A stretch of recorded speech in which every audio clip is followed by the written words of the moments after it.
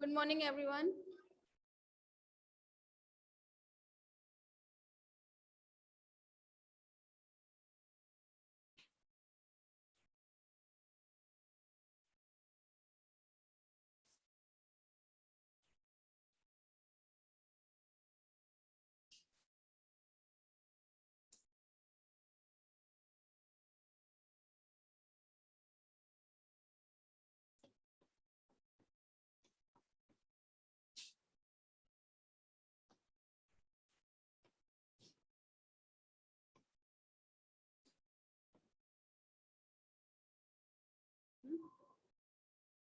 क्या ये ना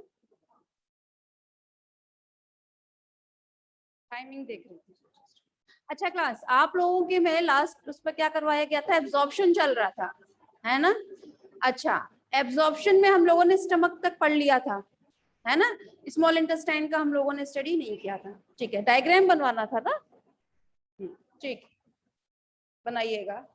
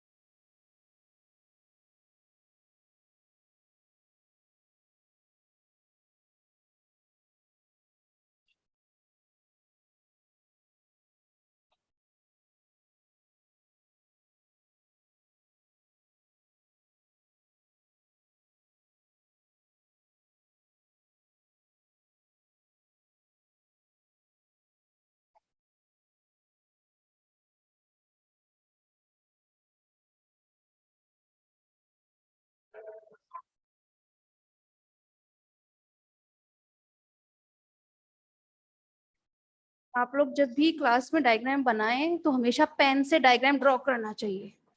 ये जूलॉजी का रूल होता है, पता है आप लोगों को? पेन से डायग्राम बनाने चाहिए आप लोगों को क्लासरूम में। पेंसिल आप लोगों को अलाउ नहीं होती है। पता है क्यों? क्योंकि जब हम लोग पेन से बनाते हैं ना, तो हम बहुत सावधानी से बनाते हैं कि जिससे हमसे कोई मिस्टेक ना हो जाए। ठीक है? तो हम जितने सावधानी से आपके वहां बनाएंगे ना, यहाँ फिर जब हम लोग याद करके जब लेके जाएंगे तो वहाँ पेंसिल से हमारा बहुत शानदार डायग्राम बनता है। इसलिए हमेशा से क्लासरूम में पेन ही यूज किया जाए। हम लोगों ने हमेशा से पेन यूज किया क्योंकि हम लोगों के टीचर ने हम लोग को यही सिखाया कि पेन यूज करो, पेंसिल तो उठानी नहीं है आप लोगों को। यहाँ शॉर्ट में आप लोगों को पढ़ाया जाता है इसलिए।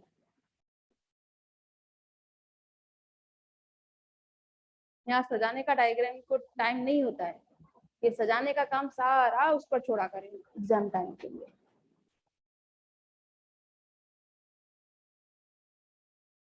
और एग्जाम टाइम में जितना कलरफुल बना सको उतना ज्यादा बेटर रहता है। एक रेड पेन को पिंक कलर, ये सब कलर को छोड़ दिया जाए तो बाकी कोई भी कलर आप लोग यूज कीजिए, ग्रीन यूज कीजिए, ब्लू यूज कीजिए, बहुत शानदार डायग्राम बनते हैं उनसे।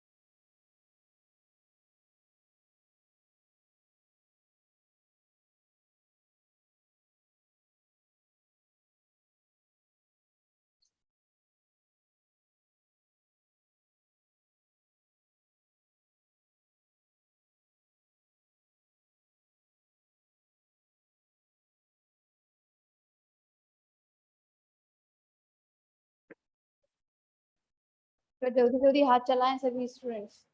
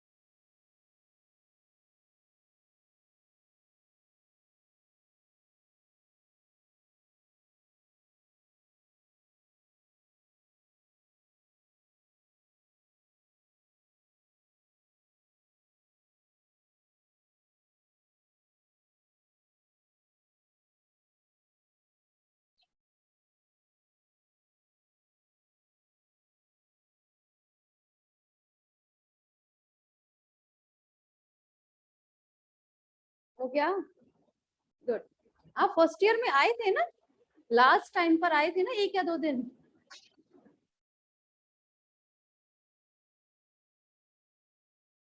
हाँ भाई, बस बातें नहीं।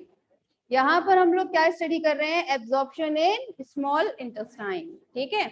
स्मॉल इंटेस्टाइन की बात की जाए तो हम लोगों ने पहले ही बात की थी कि स्मॉल इंटेस्टाइन में क्या प्रेजेंट होती है? आपकी विलाई प्रेजेंट होती है। और हर एक विलाई के अंदर भी क्या प्रेजेंट रहते हैं? माइक्रोविलाई प्रेजेंट रहते हैं। क्यों प्रेजेंट रहते हैं? जिसकी वजह से, बिल्कुल, जिससे एब्जॉर्प्शन के लिए बहुत ज्यादा हम लोगों को सरफेस एरिया मिल सके, है ना? तो कितना इनहांस हो जाता है अप्रोक्स? अगर हम लोग बात करें तो इस माइक्रोविलाई की वजह से स्मॉल इंटेस्टाइन में कितना इन्हांसमेंट देखने के लिए मिलता है सरफेस एरिया के लिए? अप्रोक्स 600 टाइम्स इंक्रीज हो जाता है, 600 टाइम्स। ठीक है? इस माइक्रोविलाई की वजह से ही। कैसे? एक तो नॉर्मल विलाई होते हैं, उसके अंदर भी आपके माइक्रोविलाई हैं। ठीक? फिर उसके अंदर आप लोगों में कैपिलरीज प्रेजेंट रहती है ना? आर्ट्रियोल से तो ब्लड अंदर जाता है वेन्यूल के थ्रू, बाहर आता है, ये वेन्यूल आगे चलकर क्या बनाते हैं, आपका पूरा हेपेटिक सिस्टम बनाते हैं, ठीक है, जो आगे चलकर आपके लिवर तक जाती है सेल्स, ठीक है, वो आप लोगों का यहाँ पर नहीं है। बेसिकली आप लोगों को जो यहाँ पर आपको सीखना है, हालांकि डायग्राम समझ में आ रहा होगा, पहला है कैपिलरी वेसिकल, इसीलिए मैंने इसको थोड़ा सा डार्क उससे किया हुआ है, ठीक, capillary vesicle and lacteal vesicle, ठीक है ना। ये जो आपके लैक्टियल वेसिकल्स होते हैं, ये देख रहे हैं, ये लैक्टियल वेसिकल्स, ठीक है, इनसे जनरली एब्जॉर्प्शन होता है आपके फैट का, ठीक है, ये कभी कभी पूछ लिया जाता है, स्मॉल इंटेस्टाइन की किन वेसिकल्स के थ्रू फैट का एब्जॉर्प्शन होता है, that is a lacteal cells, ठीक है ना। सेकेंडरी अगर बात करें कैपिलरी वेसिकल्स की, तो कैपिलरी वेसिकल्स के थ्रू एब्जॉर्प्शन होता है आपके कार्बोहाइड्रेट एंड प्रोटीन, ठीक है ना। ये दो चीजें आप लोगों को याद रखनी है, ठीक है, ये तो रहा एक बेसिक सी बात। लेकिन अगर हम बात करें कार्बोहाइड्रेट की, तो कार्बोहाइड्रेट का किस तरह से एब्जॉर्प्शन किस तरह से होता है, ठीक है ना, तो चलिए बात कर लेते हैं। ये तो ड्रॉ कर ही लिया था ना, हेडिंग लिखिएगा एब्जॉर्प्शन ऑफ कार्बोहाइड्रेट।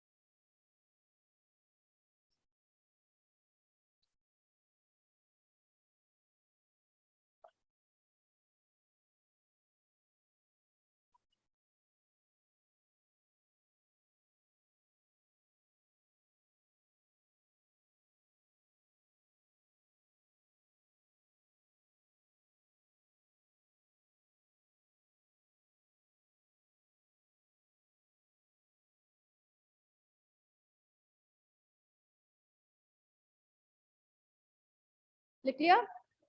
देखिए यहाँ पर अगर हम लोग बात करें कार्बोहाइड्रेट की, ठीक है, तो ये तो हम लोगों ने अब तक पढ़ ही लिया है कि आपका कार्बोहाइड्रेट का जो डाइजेशन होता है वो किस किस में हो जाता है, एक तो ग्लूकोज में हो जाता है, होता है कि नहीं होता है, किसके थ्रू होता है ग्लूकोज में, माल्टेज एंजाइम के थ्रू, माल्टोज किसमें कन्वर्ट होता था, ग्लूकोज में ही होता था, ठीक है, ग्लूकोज, फ्रक्टोज, गैलेक्टोज, ठीक है, पैन, चलो मैं डायरेक्ट लिख देती हूँ, पेंटोज शुगर, ठीक है, एटसेट्रा, ठीक है ना। अगर हम लोग जनरली बात करें आपकी, तो देखिए जो आपका फ्रक्टोज है, ठीक है, और जो आपकी पेंटोज शुगर है, ठीक है, इन दोनों का तो एब्जॉर्प्शन किसके थ्रू होगा? आपका पैसिव, ठीक है ना, पैसिव ट्रांसपोर्टेशन सब जानते हैं, ठीक है ना। वहीं अगर हम लोग बात करें ग्लूकोज और गैलेक्टोज, इनका किसके थ्रू होता है? एक्टिव, ठीक है, एक्टिव ट्रांसपोर्ट के थ्रू। क्या डिफरेंस होता है इन दोनों में, एक्टिव और पैसिव में? किसमें होता है, किसमें नहीं होता है? एक्टिव में किस चीज का यूज होता है? एनर्जी का यूज होता है, एनर्जी का यूज होता है एक्टिव में, होता है। ये आप लोगों ने फर्स्ट ईयर में पढ़ा होगा, है ना, सेल मेम्ब्रेन के जब फंक्शन पढ़ाए थे उसमें, ठीक है ना। तो यहाँ पर मैं डायरेक्ट सिर्फ एक ही चीज का लेके चल रही हूँ, that is a glucose. Glucose का यहाँ पर डाइजेशन शो किया गया इंटेस्टाइनल ल्यूमेन में। यहाँ पर अब एक्टिव है तो जाहिर सी बात है, यहाँ पर हमें एनर्जी की रिक्वायरमेंट होती है, ठीक है, जो हमें किससे मिलती है? एटीपी के थ्रू मिलती है, ठीक है ना। साथ में अगर हम लोग बात करें तो यहाँ एटीपी से एडीपी जो बनता है भाई, इनऑर्गेनिक फॉस्फेट जो बन रहा है, हमें एनर्जी किस चीज के थ्रू मिलती है? एक इनऑर्गेनिक फॉस्फेट के थ्रू तो मिलती है हमें एनर्जी, ठीक है ना। जो अब एटीपी से एडीपी बनता किसके थ्रू है? दैट इज एक एंजाइम वर्क करता है, इसमें क्या बोलते हैं? एटीपीएज एंजाइम, ठीक है, इतना तो आप लोगों को याद ही होगा, ठीक है ना। अब जाहिर सी बात है, हम लोगों ने एक्टिव ट्रांसपोर्ट में पढ़ा था कि यहाँ पर हमारा एक मोबाइल काम करता था, आई मीन टू से यहाँ पर एक करियर के थ्रू कोई भी आपका मॉलिक्यूल जो है एक जगह से दूसरी जगह ट्रांसफर हो जाता है, ठीक है ना। तो यहाँ पर भी अगर हम बात करें तो यहाँ पर भी एक करियर जो है वो वर्क करता है। किस तरह काम करेगा? आप जाहिर सी बात है, यहाँ पे ग्लूकोज का डाइजेशन हुआ है, ठीक है ना। ग्लूकोज के डाइजेशन की वजह से आपके यहाँ साइटोसॉल में, ठीक है, साइटोसॉल बोला जाए, साइटोप्लाज्म बोला जाए, कुछ भी बोला जा सकता है, यहाँ पर आपके सोडियम आयन प्रेजेंट है, ठीक है ना। सोडियम आयन को एक करियर जो है कहाँ लेकर आता है? इंटेस्टाइनल ल्यूमेन में, ठीक है ना। अब वहां उसने क्या किया हुआ है? इसको बाहर की तरफ ड्रॉप किया, ठीक। साथ में एक ग्लूकोज मॉलिक्यूल को ये कहाँ लेकर आता है? आपके साइटोसॉल की तरफ, ठीक है ना। तो इस तरीके से आपका ग्लूकोज का जो है एब्जॉर्प्शन होता है, ठीक है ना। एब्जॉर्प्शन हो रहा है यहाँ पर किस चीज का? या तो कार्बोहाइड्रेट का बोल लिया जाए या फिर ग्लूकोज का हम बोले यहाँ पर, ठीक है। क्योंकि हम लोग यहाँ ग्लूकोज क्यों बोल रहे हैं? क्योंकि यहाँ पर हमने एक्टिव ट्रांसपोर्ट शो किया हुआ है। समझ में आ रहा है? नेक्स्ट हेडिंग लिखिएगा आप लोग,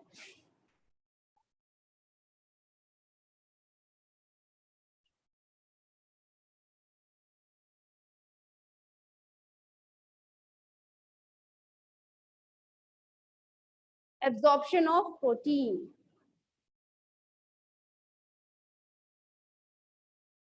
ठीक है ना।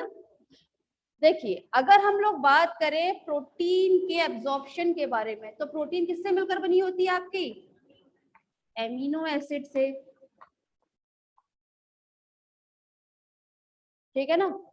तो हमारा जो यहाँ पे एब्जॉर्प्शन होता है प्रोटीन का, वो एमिनो एसिड के फॉर्म में होता है, ठीक है ना। अब बात करें एमिनो एसिड के भी फॉर्म के बारे में, तो एमिनो एसिड को आपका कौन एब्जॉर्ब करता है? तो वो स्मॉल इंटेस्टाइन की जो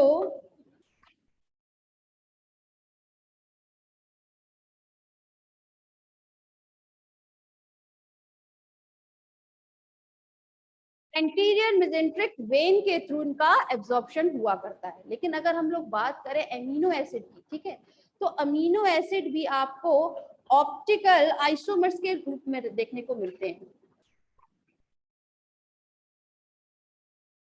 ठीक है ना। ऑप्टिकल आइसोमर्स सब जानते हैं, केमिस्ट्री में पढ़ाया जाता है, वो आईने वाली चीजें, ठीक है, जो यहाँ से होते हैं, ठीक है।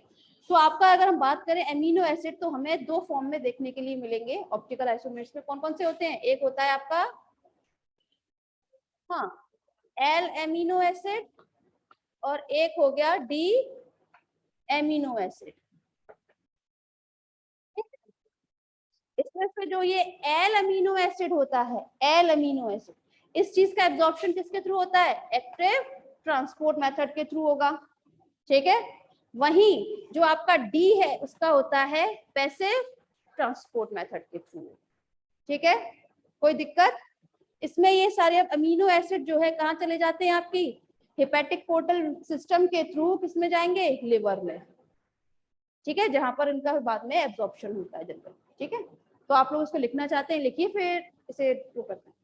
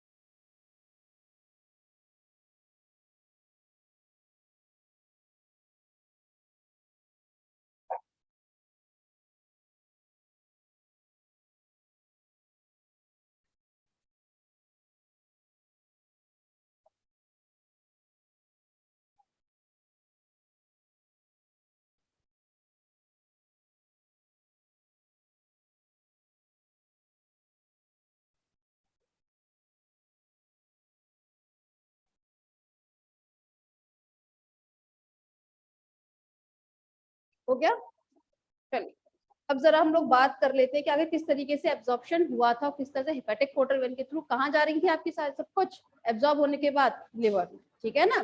तो चलिए देखिए यहाँ पर जो आपके कार्बोहाइड्रेट थे वो ग्लूकोज, फ्रक्टोज, मेंटोज सभी उसमें हुए थे, हो गया ठीक है। तो यहाँ पर मेनली मैंने सिर्फ एक लिया है, दैट इज अ ग्लूकोज, ठीक है ना। ग्लूकोज कहाँ जाता है आपके लिवर की तरफ, और वहां पर ग्लाइकोजेनेसिस मेथड के थ्रू किसमें कन्वर्ट हो जाता है, ग्लाइकोजन में। जितना यूज होना होता है ग्लूकोज वो तो हमारी बॉडी उसको यूज कर लेती है, बाकी जितना रहता है उसको हमारे लिवर जो है ग्लाइकोजन के फॉर्म में स्टोर करता है। ये तो हम लोग 6-7 से सुनते आ रहे हैं, राइट। अच्छा, फिर हम लोगों ने क्या किया, हम लोगों ने रख लिया कुछ दिनों के लिए फास्ट, ठीक है ना। जाहिर सी बात है भाई, ग्लूकोज से ही तो हमें एनर्जी मिलती है, ये तो हम लोग जानते हैं। किस मेथड के थ्रू मिलती है ग्लूकोज से, ग्लाइकोलिसिस मेथड आप लोगों ने पढ़ा होगा, है ना। तो ग्लाइकोलिसिस मेथड से आपके कितने एटीपी मॉलिक्यूल्स बनते हैं, 38, ठीक है ना। तो ग्लूकोज से हमें मिल जाते हैं 38 मॉलिक्यूल्स, तो हम लोगों को एनर्जी मिलती रहती है। हम लोगों ने आज खाना खाया है तो हम लोगों को मिल जाएगी, लेकिन बाकी जितना भी हम लोगों ने एक्स्ट्रा खाना खाया होता है तो ग्लूकोज एक्स्ट्रा रहता है, हमारी लिवर सेल उनको फिर स्टोर कर लेती है, किसमें, ग्लाइकोजन के फॉर्म में, ठीक है। अब हम लोगों ने रख लिए 9 दिन के व्रत, 9 दुर्गों में, ठीक है। फिर हमें कैसे एनर्जी मिलती है, हाँ, तो जो हमारी लिवर सेल्स होती है उसमें जो स्टोर्ड ग्लाइकोजन होता है वो किस में कन्वर्ट हो जाता है, फिर ग्लूकोज में। तो ग्लाइकोजन से ग्लूकोज में जो कन्वर्ट करता है उस प्रोसेस को हम क्या बोलते हैं, ग्लाइकोन्यूजेनेसिस। लाइसिस मीन क्या होता है, ब्रेक डाउन, ठीक है ना। तो लाइसिस आप टर्म जब भी देखेंगे तो उसका मतलब होता है ब्रेक डाउन। तो यहाँ पर ग्लाइकोजन को कौन ब्रेक डाउन कर रहा है, तो आपके ग्लाइकोजेनेसिस लाइसिस के मेथड के थ्रू क्या हो रहा है, यहाँ पर ये आपके ब्रेक डाउन हो रहा है, ठीक है। बाकी आप लोग इतना समझ ही जाएंगे। ये क्या चीज शो की गई है, ब्लड वेसल शो की गई है, ठीक है। अगर हम लोग बात करें एमिनो एसिड मतलब प्रोटीन, ठीक है ना, प्रोटीन का एब्जॉर्प्शन शो किया जा रहा है। प्रोटीन जो है आप लोगों ने पढ़ा होगा कि प्रोटीन का हम लोग जब डाइजेशन की बात करते हैं, ठीक है ना, तो हमें किस मेथड के थ्रू मिलती है एनर्जी, तो वो डीएमिनेशन मेथड के थ्रू मिलती है, ठीक है ना। वही आप लोगों ने फैट के लिए पढ़ा होगा, तो फैट के थ्रू में किससे मिलती है, बीटा ऑक्सीडेशन के थ्रू मेथड से मिलती है, ठीक है, जो आप लोगों के सिलेबस में शायद नहीं है सेकेंड में, ठीक है ना। तो यहाँ पर अगर हम लोग बात करें एमिनो एसिड की, तो एमिनो एसिड से फिर बाद में क्या बन जाता है, यूरिया। यूरिया बाद में हमारे ब्लड वेसल्स में जाता है, आफ्टर दैट किडनी में से फिर ट्रांसफर होते हुए कहाँ, बाहर एक्सक्रीट यूरिया कर दिया जाता है। बहुत सिंपल सा डायग्राम है यहाँ एक्चुअली यूरिया का फॉर्मेशन हम लोग नहीं दिखा रहे हैं किस तरह से एक्सक्रीट हो रहा है, यहाँ सिर्फ एक लिवर किस तरह फंक्शन कर रहा है, ठीक है, वो चीज शो की गई है, ठीक। अब हम लोग बात करें एब्जॉर्प्शन ऑफ फैट्स। आप लोगों को बताया था लास्ट लेक्चर में भी कि जो फैट होता है उस पर कौन सा एंजाइम काम करता है, कौन ब्रेक डाउन करता है जी, सुनाई नहीं दिया, लाइपेज, बिल्कुल। लाइपेज एंजाइम जो है वो इसको ब्रेक डाउन कर देता है, किसमें,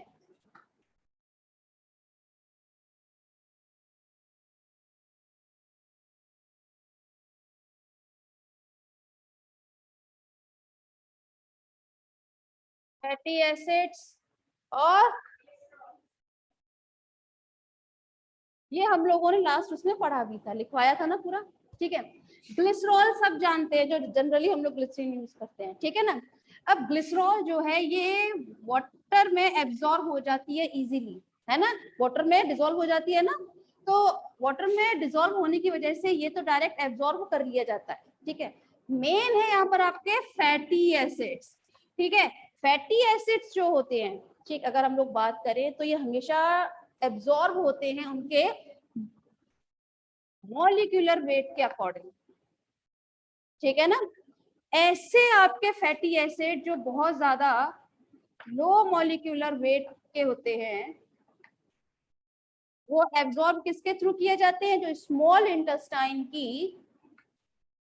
एंटीरियर मेसेंट्रिक वेन होती है, ठीक है, उसके थ्रू एब्जॉर्ब कर लिए जाते हैं, ठीक है। कौन से, ऐसे फैटी एसिड जिनका मॉलिक्यूलर वेट बहुत ज्यादा कम होता है, ठीक है ना। वहीं अगर हम लोग बात करें ऐसे आपके फैटी एसिड जिनका मॉलिक्यूलर वेट जो है वो कैसा है, बहुत ज्यादा होता है, वो आपके एक्टिव ट्रांसपोर्टेशन मेथड से एब्जॉर्ब कर लिए जाते हैं। ठीक है, कोई दिक्कत? क्लियर हो रहा होगा यहाँ? ठीक है, बहुत इजी है, जो आप लोग ऑलरेडी पढ़ते आए हैं, कुछ एक्स्ट्रा नहीं बताया जा रहा, 11th-12th का ही पूरा सिलेबस। ठीक है, इसे नोट डाउन करना है, कीजिए, अदरवाइज फिर आगे बढ़ते हैं।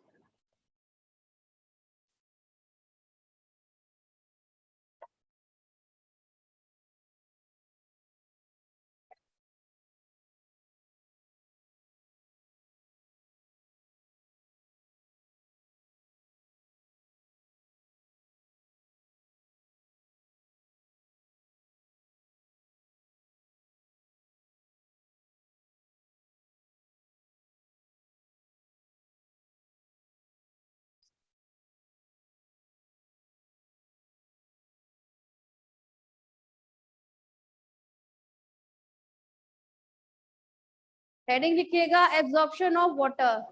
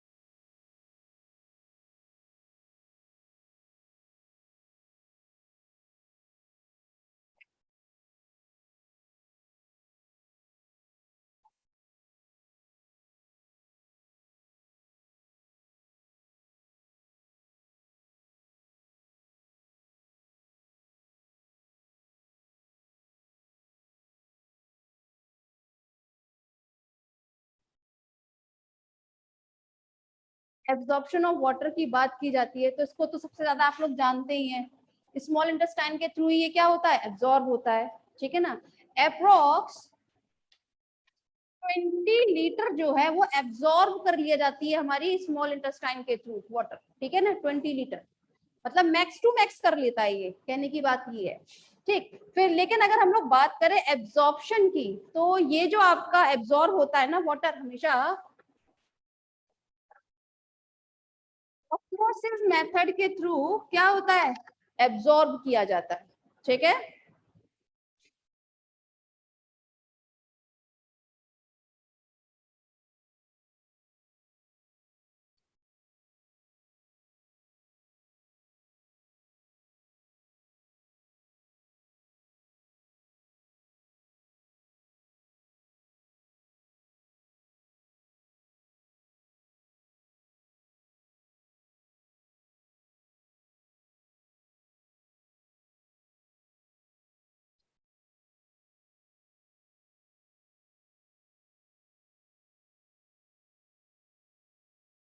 अब हम लोग बात करें अगर absorption of vitamin.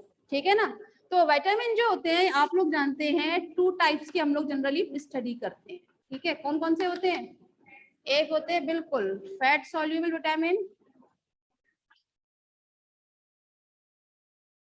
And water soluble vitamin. ठीक है, तो वाटर सॉल्युबल विटामिन कौन से होते हैं? ठीक है, और फैट सॉल्युबल? ठीक है, अगर हम लोग बात करें तो एडीई के जो होता है, ठीक है ना, उस चीज का एब्जॉर्प्शन किस मेथड के थ्रू देखने के लिए मिलता है? Simple diffusion method. ठीक है, डिफ्यूजन मेथड सब जानते हैं ना क्या होता है? मुझे ही बता दे। रुक जाए रुक जाए रुक जाए, किसी और को बोलने का मौका दिया करें आप। हाँ, कौन बताएगा? कोई बहुत बड़ा सवाल नहीं है, मेरा छोटा सा है, बताए।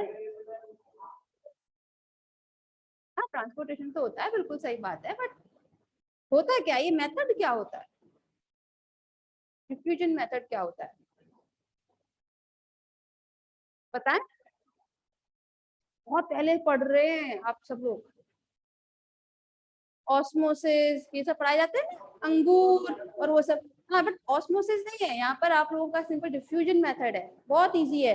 एक्चुअली मैं इसलिए पूछ रही हूँ क्योंकि ये जो मेथड है आपका ना सिर्फ यहाँ बल्कि आपका जो पेपर फर्स्ट है वहाँ बहुत कम आने वाला है। हैं जी, डेफिनेशन, डेफिनेशन डिफ्यूजन मतलब एक्चुअली होता क्या है, मैं सिर्फ इतना पूछ रही हूँ। अब डेफिनेशन के मेथड के थ्रू बताएं, कोई एग्जांपल सेट करके, ही आप पे डिपेंड करता है। बिल्कुल सही बात है, highly concentration to lower concentration, ठीक है ना। तो वही जो आपका रहता है उसी को हम क्या बोलते हैं, सिंपल डिफ्यूजन मेथड से। तो आपके जो फैट सोल्यूबल विटामिन होते हैं वो तो सिंपल डिफ्यूजन मेथड से एब्जॉर्ब कर लिए जाते हैं, ठीक है ना। वहीं अगर हम लोग बात करें बी एंड सी की, तो हाँ ये भी आपके डिफ्यूजन मेथड से ही होते हैं, लेकिन लेकिन लेकिन आपके बी, अब बी चूंकि सिंगल विटामिन नहीं होता है, बी कॉम्प्लेक्स विटामिन होता है, ठीक है ना। तो इसमें B12 को आप छोड़ दीजिए, B12 को आप छोड़ दीजिए। क्यों छोड़ देंगे हम, क्योंकि ये चीज मैंने स्टार्ट जब की थी, ठीक है ना, आपका डाइजेशन स्टार्ट किया था, तब मैंने उस वक्त आप लोगों को एक फैक्टर बताया था जिसे हम बोलते हैं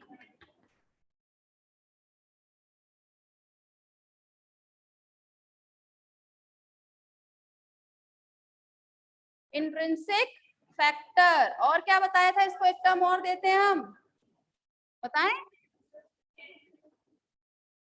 कैसल फैक्टर। और क्या बताया था इसको, एक और बताया था B12 फैक्टर। ये 3 टर्म से मैंने इसको नवाजा था, है ना, 3 टर्म से नवाजा गया था ये फैक्टर। एक्चुअली क्यों कहा था, मैंने कहा था ये चीज हम लोग आगे स्टडी करेंगे, ये कहा था यहाँ स्टडी करना है। एक्चुअली B12 का जो एब्जॉर्प्शन होता है वो जनरली हम लोग नॉर्मल मेथड से नहीं कर लेते कि सिर्फ डिफ्यूजन मेथड से highly concentration to lower concentration चला गया। यहाँ पर B12 के एब्जॉर्प्शन के लिए इसे एक ना एक करियर की जरूरत होती है, ठीक है, जो इसको किस चीज का काम करे, एक जगह से दूसरी जगह ट्रांसपोर्ट कर सके इजीली। समझ में आया। तो यहाँ पे करियर की तरह कौन काम करता है, आपका इंट्रिंसिक फैक्टर, ठीक है ना। ये क्या काम करता है, मैंने स्टार्टिंग में जब की थी तो उसके बारे में यही बताया था कि ये विटामिन B12 को एब्जॉर्ब करने का काम करता है ना। तो यहाँ पे एब्जॉर्ब क्या, ये सिर्फ और सिर्फ एक करियर की तरह काम करेगा, ठीक है ना। ये जो आपका बनता है उसको, आपका जो विटामिन B12 होगा उसको लेकर जाएगा एक करियर की तरीके से और वहां पर एब्जॉर्ब करवा देगा। और फिर B12 जैसे ही एब्जॉर्ब होगा आपके स्मॉल इंटेस्टाइन के थ्रू, ये जो आपका इंट्रिंसिक फैक्टर है ये फिर से रिटर्न हो लेगा, ठीक है, कोई दिक्कत, क्लियर है ना। तो ये इसीलिए मैंने कहा था ये थोड़ा इंपॉर्टेंट है, इसको थोड़ा सा याद रखिएगा आप लोग, ठीक है। बाकी तो इतना इंपॉर्टेंट नहीं है, आप लिख लीजिएगा।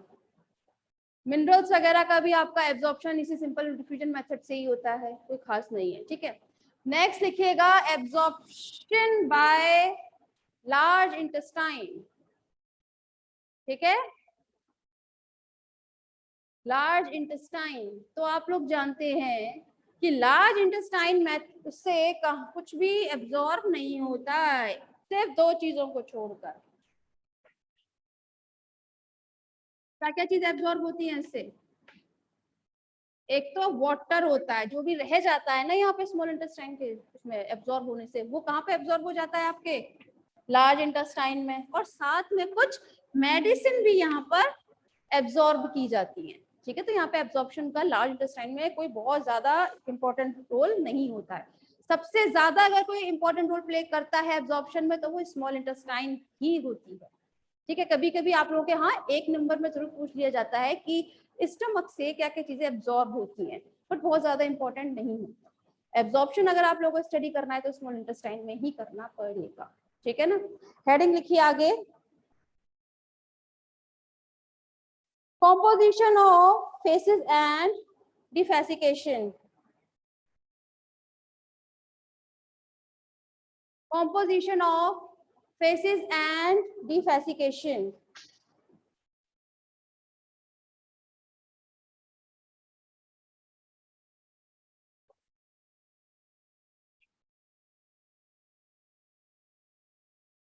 इसमें आप लोगों को कुछ ज्यादा नहीं बताना, थोड़ा सा ही लिखना है।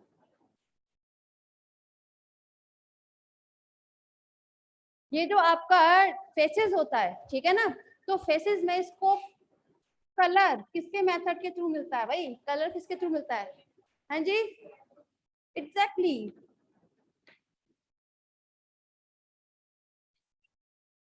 स्टर्कोबिलिन की वजह से मिलता है कलर। ठीक है, स्टर्कोबिलिन जानते हैं आप लोग? नहीं जानते? कितने स्टूडेंट हैं जितने नहीं जानते स्टर्कोबिलिन क्या है? आपको तो हाथ उठाने का वो ही नहीं है, राइट है ही नहीं है। आपको भी नहीं है, जितने स्टूडेंट आ जाए उनको तो राइट ही नहीं है कि वो हाथ भी खड़ा कर दे। बाकी बताएं कितने स्टूडेंट्स नहीं जानते स्टर्कोबिलिन के बारे में? बताएं, जानते हैं आप? तो बता तो दो, तभी ना बताया जाएगा। देखिए, मैंने आप लोगों को बताया था, बाइल पिगमेंट बताए थे, बाइल पिगमेंट बताए थे ना, बाइल सॉल्ट और बाइल पिगमेंट। तो वहां बाइल पिगमेंट मैंने 2 टाइप्स के बताए थे। कौन कौन से थे? बिलीरुबिन, बिल्कुल, बिलीरुबिन और बिलीवर्डिन। ठीक है ना, यहाँ पर मैंने क्या बताया था आप लोगों को कि बिलीरुबिन जो है, ठीक है ना, पहले वो, हाँ बिल्कुल, एक जो हमारी इंटेस्टाइन होती है, आपको डायग्राम बनवाया था, दिखाएं जरा। मैंने स्पेशली बनवाया भी था, दिखाएं दिखाएं दिखाएं।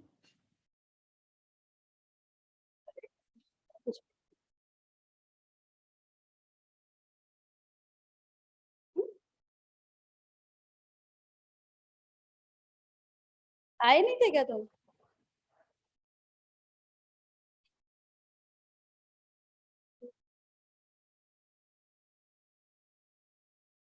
नहीं है, तभी आप लोगों को पता नहीं है। आप लोगों ने बनवाया था ना?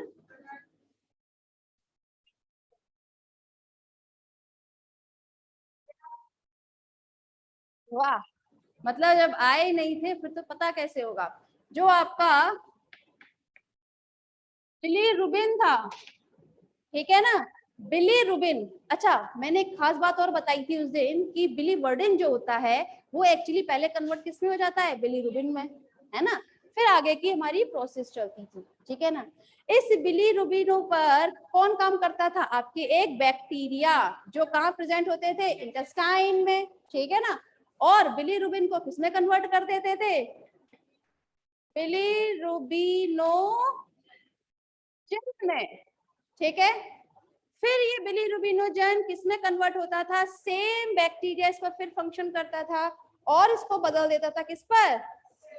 स्टर्कोबिलिरुबिनोजन में। ठीक है, स्टर्कोबिलिरुबिनोजन में, फिर उसके बाद में स्टर्कोबिलिरुबिनोजन पर ऑक्सीडेशन हमको देखने के लिए मिलता था, और ऑक्सीडेशन की वजह से यहाँ पर 2 कंपाउंड हमारे बनते थे। एक होता था यूरोक्रोम, ठीक है, और दूसरा होता था आपका स्टर्कोबिलिन। ठीक है, मैंने उस दिन खास बात ये बताई थी कि जब स्टर्कोबिलिनोजन का जब ऑक्सीडेशन होता है, ठीक है ना, तो इसकी जो स्टर्कोबिलिन की बहुत कम अमाउंट में, थोड़ा सा ये अमाउंट कहाँ ट्रांसफर हो जाता है आपका? किडनी की तरफ। ठीक है, और आपका क्या बना लेता है? यूरोक्रोम। आप लोगों का जो यूरिन होता है येलो कलर का, ठीक है, वो यूरोक्रोम की वजह से होता है। ठीक है, वही जो आपका फेसेस होता है ब्राउन कलर का, वो किसकी वजह से होता है? स्टर्कोबिलिन की वजह से होता है। समझ में आ रही थी? ये उस दिन बात बताई थी, है ना? कोई कंफ्यूजन तो था नहीं उस दिन भी? ठीक है, तो यही बात बताई जा रही है कि यहाँ पे जो आपका फेसेस का जो ब्राउन कलर होता है वो किसकी वजह से होता है? आपका स्टर्कोबिलिन की वजह से होता है। ठीक है, ये सब चीजें एक दूसरे से एक्चुअली पता है बहुत कोरिलेटेड होती हैं। हमारी पूरी फिजियोलॉजी जो है ना कहीं एक दूसरे से टकरा ही जाती है। ठीक है, वहीं अगर हम लोग बात करें ऑर्डर के बारे में, ठीक है, तो ऑर्डर जो है आपके फेसिस में वो किसकी वजह से होता है? केटोल और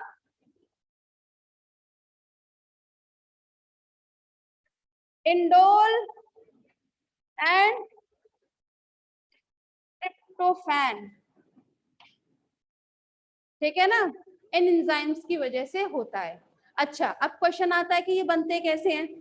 तो ये जो स्केटोल, इंडोल और ट्रिप्टोफैन जो होता है, ये एक्चुअली बन जाते हैं आपके जो एमिनो एसिड होते हैं, उस पर कुछ एंजाइम जो है वर्क करता है और आपके ये तीनों देखने के लिए मिलते हैं, जिसकी वजह से आपको बहुत अजीब सी ओडोर उसमें से फैसेट में से आती है। समझ में आई? तो ये एक्चुअली मैं यहाँ इसलिए बता रही हूँ क्योंकि ये थोड़ी इंपॉर्टेंट है, 1 मार्क में पूछी जा सकती है। ठीक है ना, किसका कलर ब्राउन क्यों होता है और इसमें से स्मेल क्यों आती है। ठीक है, क्लास यहाँ कंप्लीट होता है आज आप लोगों का डाइजेशन। ठीक है, मतलब फिजियोलॉजी डाइजेशन ही कंप्लीट होती है अब। ठीक, अब हम लोग स्टडी करेंगे क्या चीज, सर्कुलेशन। ठीक है, या फिर सर्कुलेटरी सिस्टम। हेडिंग लिख लीजिएगा, physiology of circulation. What happened, क्या हुआ?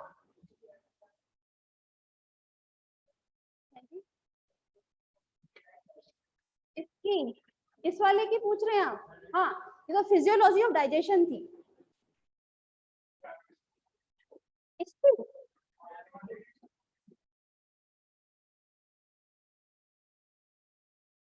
अच्छा, इसके पूछ रहे हैं आप। हाँ, तो लिखिए composition of faeces and defecation. Defecation. Next लिखिएगा आप फिजियोलॉजी ऑफ सर्कुलेशन। आज स्टार्ट कराएं क्या?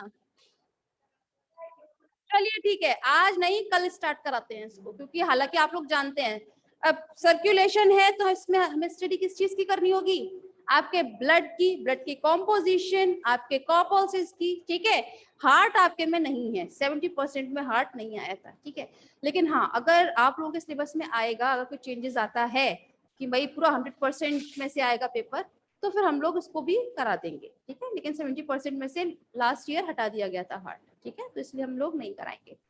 अच्छा, सब लोग अपनी कॉपी किताब बंद कर लें। आप कर ली? मेरे कुछ क्वेश्चंस का जवाब देते जाएं फटाफट से।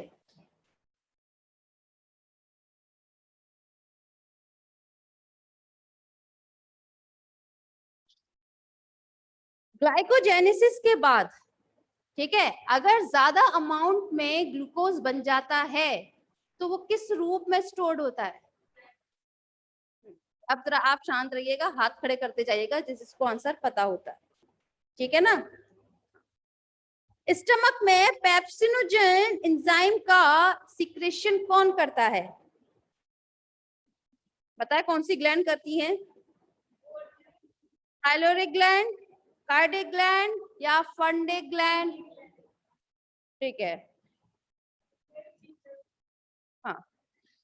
सलाइवरी सिक्रेशन के लिए ब्रेन में कहां पर सेंटर होता है?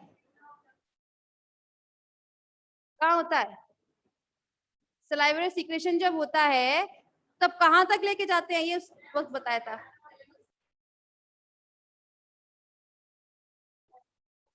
मेड्यूला ऑब्लिंगेटा, मैंने उस दिन बताया भी था कि जब हम लोग सोचते हैं तो वो लेके जाता है, मेड्यूला ऑब्लिंगेटा पीछे की तरफ मौजूद होता है, याद है?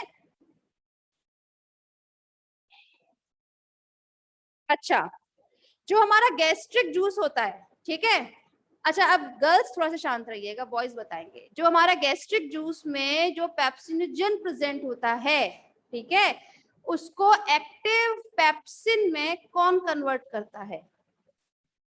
बताएं, रेनिन, एंटेरोकाइनेज, एचसीएल या ट्रांस फैक्टर?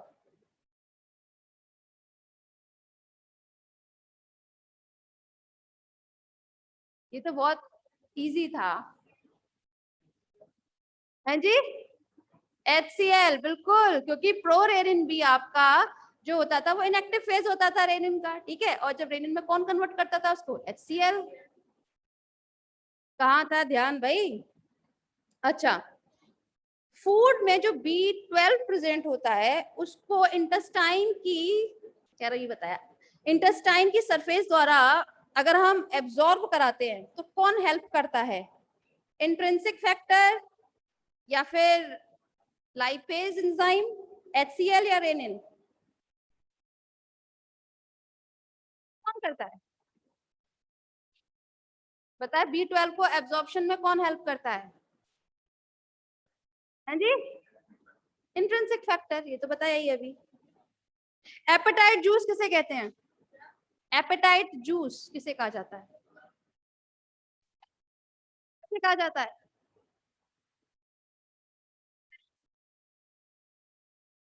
हाँ जी, हाँ हाँ, कौन सा जूस आता है उसमें? Bile juice, pancreatic juice, saliva, या फिर आपका गैस्ट्रिक जूस, कौन सा? Gastric juice. गैस्ट्रिक जूस का बताया था, हम लोग जब कुछ सोचते हैं या कुछ हम अरोमा ले रहे हैं किसी चीज की, तो हमारे स्टमक में सिक्रेशन होने लगता है, हमें भूख का एहसास दिलाता है, इसीलिए हम उसको क्या बोलते थे? एपेटाइट जूस, है ना? तो गैस्ट्रिक जूस को बोला जाता है। क्लास कहाँ ध्यान था? लड़कों का तो ध्यान नहीं है कम से कम, एक तो बेचारा आज ही आया है। अच्छा, पैनक्रियाटिक जूस का सीक्रेशन किस के थ्रू होता है? पैनक्रियास की सेल्स का नाम बताइए। ऐसे नहीं सर, ठीक है, लड़कियों को तो बहुत अच्छे से रट गए भाई।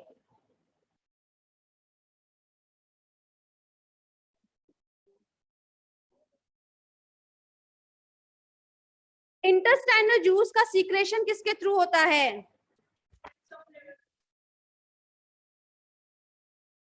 इंटेस्टाइनल जूस का सीक्रेशन किसके थ्रू होता है?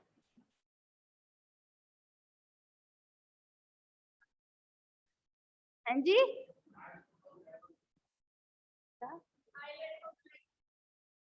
Of Langerhans. ये तो आपके एंडोक्राइन ग्लैंड पहुंच गए। आप लोगों ने ब्रूनर सेल्स पढ़ाई थी, ड्यूडेनम की सेल्स जो होती हैं ब्रूनर सेल्स, और क्रिप्ट ऑफ लिबरकोइन, इनके थ्रू सीक्रेट होती थी। अच्छा, अब बॉयज बताएंगे, इंटेस्टाइनल जूस को हम एक टर्म और देते हैं। आप लोग बॉयज हैं, वेरी नाइस। लगता है फर्स्ट सेकंड में वो नहीं पढ़े हैं जेंडर।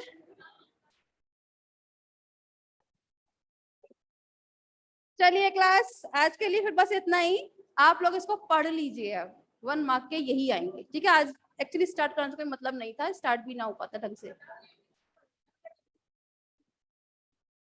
5 मिनट भी नहीं है, ठीक है?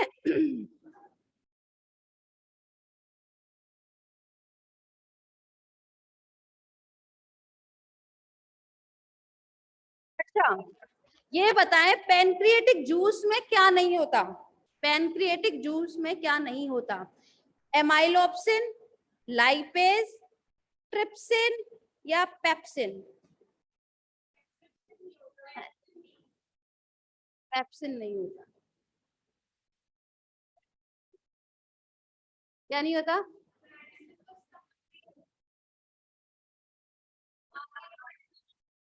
और क्या, क्योंकि भाई जब स्टमक में ही हो गया हमारा एब्जॉर्प्शन, तो फिर आगे उसका काम ही नहीं है डाइजेशन के लिए, तो इसलिए पेप्सिन, हाँ। अच्छा, एक्टिव ट्रांसपोर्ट मेथड के थ्रू किस चीज का एब्जॉर्प्शन होता है? शांत रहिएगा girls. Fructose and pentose, glucose and galactose, L amino acid, या फिर glucose and galactose and L amino acid? ये तो आज ही बताया है। एक्टिव ट्रांसपोर्ट मेथड के थ्रू किस चीज का होता है? Fructose and pentose, glucose and galactose, या फिर आपका एल एमिनो एसिड, और फोर्थ है आपका glucose and galactose and L amino acid. किस चीज का होता है एक्टिव? हाँ जी, बिल्कुल सही बात, ग्लूकोज एंड गैलेक्टोज, और एल एमिनो एसिड का भी होता है, क्योंकि डी का तो पैसिव मेथड के थ्रू होता है, यही बताया था अभी, है ना? चलिए क्लास, आज के लिए बस इतना ही, मेरे सारे क्वेश्चंस भी कंप्लीट हो गए। आगे से 1 वर्ड के लिए जो बोल दिया जाता है ना यहाँ कि ये चीज याद कर लीजिएगा, पूछ ली जाती है कभी कभी, है ना? तो उस चीज को थोड़ा ध्यान में रखिएगा आप लोग।